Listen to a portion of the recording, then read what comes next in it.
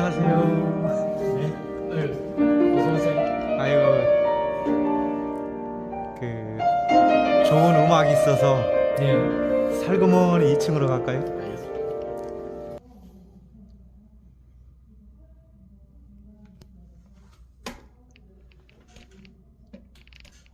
선생님, 저 그림은 어디 네. 법원 앞에 있는 그림 같기도 하고요. 그렇습니다. 잘 보셨네요. 이 청정저울인데 이 상과 벌이라고 하는 두 가지의 그 저울을 이제 그려가지고 우리가 어떤 사람의 위치에 있어야 하는가 이제 그걸 그림으로 이제 이렇게 아주 축약시켰다 그렇게 보면 되는데 이 레위기에는 여러 가지 율법이 많이 선포되는 장입니다. 거기에서 너희들이 잘하면 복 받고 못하면 벌 받는다 하는 그 주님의 말씀이 그 기록되어 있는 것이 바로 레위거든요. 그래 레위기가 너무 읽기가 힘들어요. 많은 분들이 거기에서 다 넘어지는데 결국 뭐 크게 보면 그렇습니다. 우리가 주님 편에 서 있느냐 아니면 세상 편에 서 있느냐 이것이 상과 벌로 나눠지는 경계선입니다. 그래서 우리가 주님 쪽에 주님에 속한 자가 되어 있느냐 다른 말로 얘기하면 주님과 관계없는 자로 살아가느냐 이것이 내가 상을 받느냐 벌을 받느냐 그 경계선이다 그래 보면 되죠. 우리가 세상적으로 보면 착한 일을 하는 사람 참 많지 않습니까? 그 뭐 우리도 잘 아는 뭐 간디도 얼마나 평화주의자고 그 뭐 우리가 뭐 조계사 옆에 있지만 조계사 스님들도 얼마나 뭐 공양을 많이 합니까? 그 착한 일을 그렇게 많이 하는데도 주님은 그걸 뭐라고 얘기하시나 뭐 그것이 악한 일이다 얘기하신다고요. 이게 얼마나 이게 난해한 부분입니까? 그럼 결국 그걸 뭘 의미하느냐? 결국 나와 함께 속하여 네가 그런 일을 하는 그것은 선이지만 그러나 네가 스스로 그것을 하게 되면은 그것이 너의 영광이지 나와는 상관없는 일이다. 그리 얘기하신다고요. 그럼 십자가와 상관없는 일이다. 한마디로 얘기하면 그런데 그것을 우리는 착한 일이라고 우리가 전체적으로 선, 악 이렇게 나누지 않습니까? 그런데 하나님은 그걸 그렇게 말씀하시니까 아무리 착해도 그것은 악한 일이다. 이렇게 얘기를 하신다고요. 이게 이해되지 않는 부분이에요. 그래서 세상 사람들은 그런 것 같으면 나 안 갈래? 하고 교회를 안 오신다고요. 결국 주께서 하시는 말씀은 내가 너를 창조하였다. 그런데 네 스스로 주인이 되어서 네가 바벨탑을 쌓으려고 하지 않느냐. 그게 교만이다. 그러니까 네가 아무리 착한 일을 한다 한들 그것이 너의 의를 삼는 일이다. 그리 얘기를 하신다고요. 그럼 이게 결과적으로 주님이 주께 속하여 그 착한 일을 할 때에는 하나님의 영광을 드러내는 일이지만 네가 스스로 착하여 그렇게 할 때에는 그것이 너의 의를 삼는 일이다. 라고 이렇게 구분 지어버립니다. 이 부분이 상당히 우리가 세상 사람들이 교회에 오지 못하게 하는 그 경계에 턱이 되어버리죠. 문턱이 되어버리죠. 그래서 나는 여태까지 내 죄 안 짓고 잘 살았는데 다들 그렇게 얘기하시잖아요. 그런데 하나님은 100가지 죄 중에 다 99가지를 지키고 한 가지를 못 지키면 그것은 너 모든 걸 못 지킨 것과 같다라고 얘기해버리니까 이건 뒤로 나자빠지죠.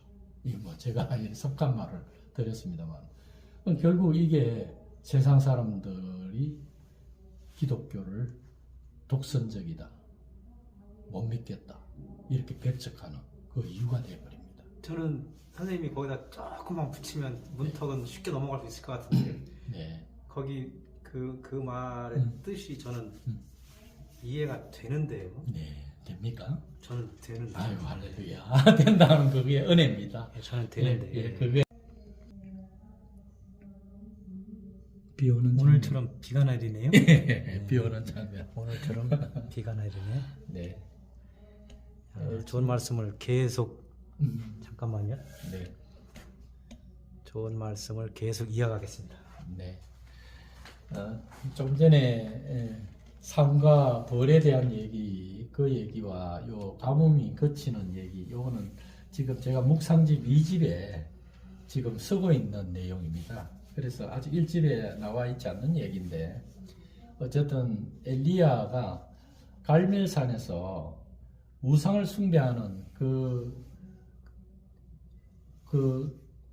우상 그 제사장과 전투를 벌입니다. 그래서 거기에서 대승리를 하고 그들 모두 다 죽여버리거든요. 그 참 그렇게 하고 난 뒤에 그 당시에 이스라엘의 북이스라엘이죠. 다스리고 있던 아합이 왕이었는데 그때 이미 3년 반이 비가 오지 않았어요. 그래서 온 땅이 거북등처럼 갈라지면서 그 양식이 없는 그런 상태가 되다 보니까 사람들이 전부 다 배를 앓고 있는 그 상태였죠. 그게 그럴 수밖에 없는 게 우상을 숭배하고 우상에게 절을 하고 있는 그 이스라엘을 어떻게 하나님께서 벌을 주지 않을 수 있겠습니까? 그게 비가 오지 않는 벌을 준 거죠. 이게 늦은 비, 이른 비, 이게 바로 은혜의 산물인데 이 은혜의 산물을 끊어버리니까 메마른 땅이 되어버렸죠. 그러다 보니까 그 당시에 이제 엘리야가 그 문제를 해결하고 그리고 나서 기도를 하는 가운데 7번째 기도 때 이제 비가 쏟아지기 시작하는 거예요. 그래서 그 비 쏟아질 때 아합의 이제 왕을 빨리 왕궁으로 돌아가라고 얘기하고 그리고 나서 또 엘리야가 아합 앞을 달려가요.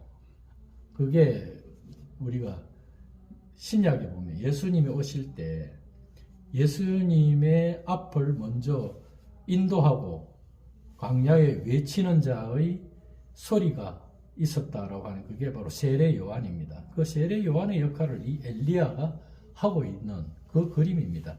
그래서 결국 그 우리의 삶 속에 이런 이제 그 일이 있고 나니까 영적인 은혜, 그 이제 갈멜산에 우상을 다 죽여버리고 우상을 섬기는 제사장을 다 죽여버리고 난 이후에 모든 게 해결됐지 않습니까? 그제서야 비로소 하나님께서 축복의 비를 내려주신 거죠. 그래서 저기 그림에서 싹이 트는 건가요? 네, 이게 말라 죽은. 말라 죽었던 것이 말라 이제 죽은. 살아나는 거네요. 예, 이제 뭐 비가 오면 살아나겠죠. 예. 그런데 엄밀히 얘기하면 이 3년 반 동안 비가 안 왔다 이 말은 우리가 말씀을 갖고 있지 않는 우리의 일생 동안 이 말씀이 없는 그 삶은 바로 이와 같이 가뭄에 시달리는 삶이다. 그 얘기를 하는 겁니다. 말씀이 없는 3년 반의 예. 시간을 말씀하신 예, 거예요. 3년 반은 인생 전체를 얘기하는 거죠. 선생님 이거는 뭡니까? 성경입니까? 예, 원래 십계명인데. 십계명이죠. 예, 십계명. 예. 여수와 삼계명. 십계명 그림으로 서파를 대신했습니다. 그게 이제 예수님께서 제자들과 같이 이제 사역을 하고 있을 때, 이제 말씀 사역을 하고 있을 때 여리고를 지나가게 됐죠. 이 여리고의 그 세리장이라고 하는데, 이 세리장은 그 당시에 로마의 삭을 바치고 일부는 자기가 착복하는 그런 이제 관리였죠. 그 관리인데 그 관리의 장이니까 우두머리라고 해야 되겠죠. 그러니까 얼마나 착복했겠습니까? 그래서 이제 삭개오가 온다는 주님이 여리고로 오신다는 그 말씀을 듣고 나아간 거죠. 그런데 주께서 그걸 아시고 워낙 삭개오가 키가 작았던가 봐요. 그래서 나무 위에 올라가서 이제 보고 있었는데 그게 뽕나무라고 기록이 되어 있습니다. 지금도 뭐 여리고에 그가 뭐 뽕나무가 그래 많답니다.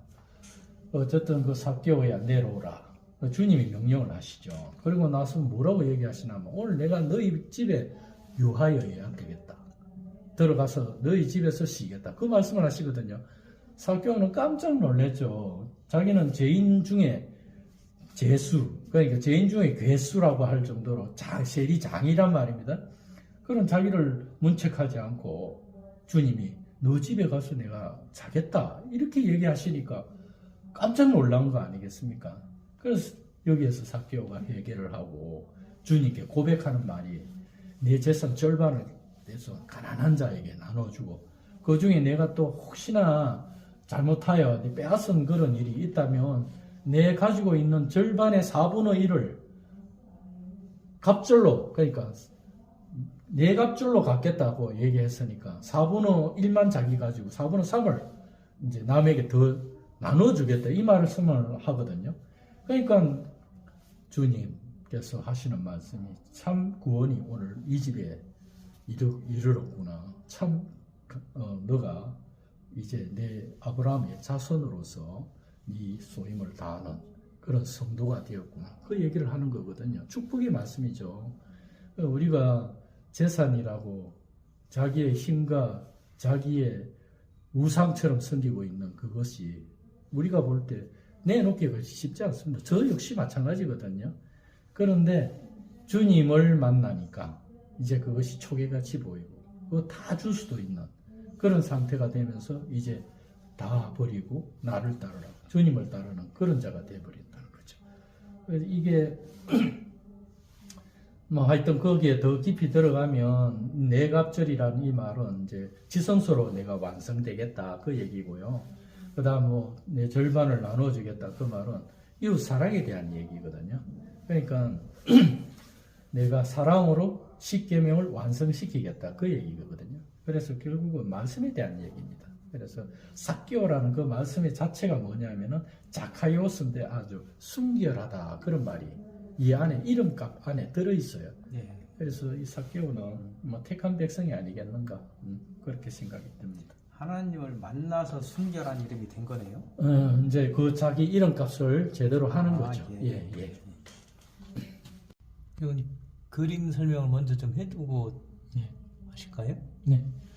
뭐 기생 라합의 강구인데 이건 이제 성벽인가요? 예, 성벽이고 이것도 여리고 성에 대한 얘기입니다. 예. 모세가 죽고 이제 요수아가 이스라엘을 이끌고 가나안으로 진군에 들어가거든요. 그 첫 번째 대적을 상대하게 되는 게 바로 여리고 성입니다. 이 여리고는 말씀 그 자체 여리후라고 되어 있는 이게 뭐냐? 바로 달이에요, 달. 그럼 달은 자기 스스로 빛을 내지 못한 자지 않습니까? 그럼 결국 태양의 빛을 받아서 우리 집으로 비춰주자. 그러니까 달은 이렇게 밝게 보이는데 바로 그 여리고가 바로 우리의 모습과 같다는 거죠. 우리 스스로 빛을 내지 못하고 주님의 빛에 의해서 우리가 발산하는 영광을 드러내는 자다. 이제 그 얘기인데 결국 거기에 기생이 있었다는 거죠. 여기에 여리고를 먼저 넘어뜨리기 위하여 이제 요수아가 정탐꾼을 2명 보냅니다. 그 정탐꾼이 이 여리고성에 들어가 가지고 한 일이라고는 어디에 군사가 많이 직결되어 있고 어느 곳이 취약한가 이걸 보는 게 아니라 바로 들어가서 이 기생 라합 집으로 들어가 버려요. 그 정탐꾼이라면 그렇게 하면 안 되지 않습니까? 그리고 여기 들어가고 3일 동안 머물면서 이 기생 라합의 언약을 전해주는 거예요. 뭐라고 전해주느냐면 기생 라합이 당신들이 올 때 나를 기억해달라. 그러니까 이제 자기 민족 그 군사들이 이 정탐꾼을 잡으려고 막 쫓아왔는데도 불구하고 숨겨줘요. 숨겨주고 그렇게 위험을 피하게 해주면서 그렇게 뭘 내가 너희들에게 해줄까, 너에게 해줄까 하니까 기생 라합이 당신의 나라에 나도 들어가게 해달라. 그 얘기를 한다고요. 그래서 알겠다. 그러면 언약을 약조를 하자. 네 창문에 우리가 내려갈 때 이 밧줄을 타고 내려가지만 우리가 들어올 때는 네 창문에 붉은 줄을 거기에 달으라. 그러면 너희 집을 우리가 전부 다 보호해 주겠다. 그렇게 해가지고 결국 그 붉은 줄이 이 창문가에 드리워져 있는 그림입니다. 그럼 결국 그 말은 뭐냐? 여리고가 7번 돌고 완전히 해파되고 나서 다 죽고 유일하게 이 기생 라합 집에 있는 식구들만 다 살아나요. 이게 뭘 의미하느냐? 기생 라합 입장으로 보면 자기 민족을 배반한 거지 않습니까? 그 자기 민족조차도 배반하면서 오로지 자기를 어디에 투신했겠습니까? 주님께 투신했단 말입니다. 이게 주님께 완전히 믿음으로 나 자신을 드리는 이게 바로 우리의 신앙생활이라고 봐야 되겠는데 이 당시에 이 기생 라합의 한 행동은 하늘 나라에 나를 전적으로 의탁해버리는 그런 삶이었죠. 이게 바로 자기 민족을 버리고 자기의 동족을 배반하는 이 그 성경을 제가 이제 이쯤에 성경을 잘못 해석할 수 있는 네. 사이비 종교나 이런 곳에서 잘못 해석하면 굉장히 위험한 말씀입니다. 그렇습니다. 그래서 이 부분을 정말 잘 해석을 해야 되는데 이 붉은 줄은 바로 내 민족과 내 형제를 내가 버리면서까지 하나님을 택했다라는 그 의미가 바로 기생 라합의 입장에서 볼 때는 자기 십자가를 짊어진 십자가에 매달린 그러한 모습이라는 거죠. 이게 바로 예수님의 십자가의 모습이 바로 여기에 드러나 있는 아주 기이한 그런 말씀입니다. 이게 지금 말씀을 듣다 보니까 참